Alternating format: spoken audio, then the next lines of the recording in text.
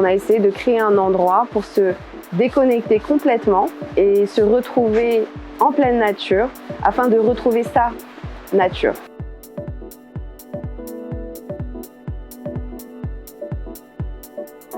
Donc l'Ermitage d'Archaud a été pensé par mon père. Cette aventure a commencé en 2010. On a médité cet endroit, on a pensé cet endroit parce que l'humain fait partie de la nature et on a essayé de trouver la place de l'humain dans cet écrin végétal.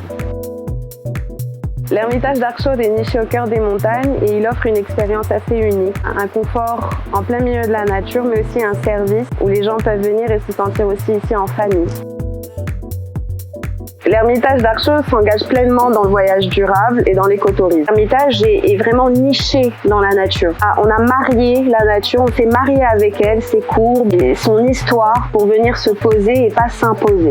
On a construit l'Ermitage avec essentiellement des matériaux naturels. Nous avons aussi un potager en permaculture où on essaie de protéger la nature et de lui donner son droit. On a une ferme à lombricompost. On composte toute la matière organique de l'hôtel qui est fait dans la cuisine mais aussi tous les papiers et qu'on composte dans cette ferme à lombricompost.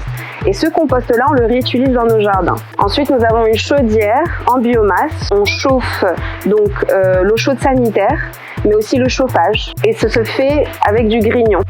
Donc ça nous permet aussi d'avoir des gestes durables et aussi de promouvoir un peu cette écologie à travers cet établissement. On a différents choix d'hébergement. On a construit des chalets tout en bois avec de jolies terrasses qui donnent une vue sur la rivière, sur la montagne. On a aussi des chalets Ermitage qui vont être un peu plus faits pour des familles parce qu'ils sont un peu plus grands. Et puis ensuite, on a des suites qui sont un peu plus luxueuses. Alors à l'Ermitage, nous encourageons les gens à se déconnecter. Il faut savoir déjà que dans les chambres, on n'a pas de télévision, on n'a pas de Wi-Fi. On invite les gens à se mettre en méditation, en contemplation avec la nature. Et je pense que cet exercice aussi de se déconnecter permet aussi de se reconnecter à soi-même. Après, à l'Ermitage, on a créé beaucoup de petits coins, des coins assez spéciaux pour se détendre, se relaxer, se déconnecter, méditer, contempler. Et ces petits coins, ils vont se trouver au bord de l'eau. Donc on va pouvoir entendre le bruit de l'eau. Ils vont être sous un olivier, on va pouvoir entendre les oiseaux. Il va pouvoir être sur une de nos terrasses pour pouvoir voir la majestuosité de nos montagnes. Ensuite, on propose aussi des activités donc pour découvrir la région, donc la randonnée, les excursions dans le parc national de Talas-Mintan. Et aussi, on propose au sein de l'Ermitage des activités comme le yoga. Alors, nous favorisons la croissance économique de la région déjà en employant plus de la moitié de mes employés de la région.